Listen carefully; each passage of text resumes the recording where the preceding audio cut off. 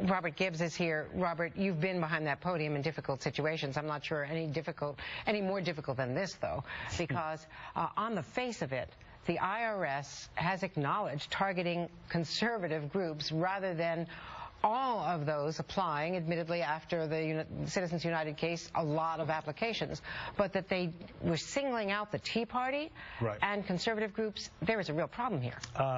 The problem is this.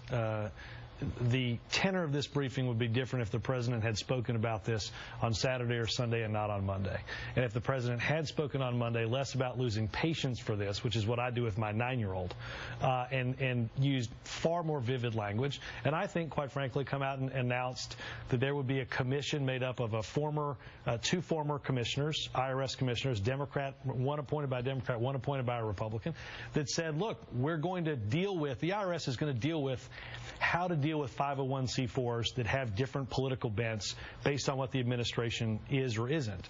And that's always going to be the case. So that law is going to be, the purview of that law is going to be dependent on what that law says. And this commission should look at how to evaluate that law and how the oversight should be done correctly.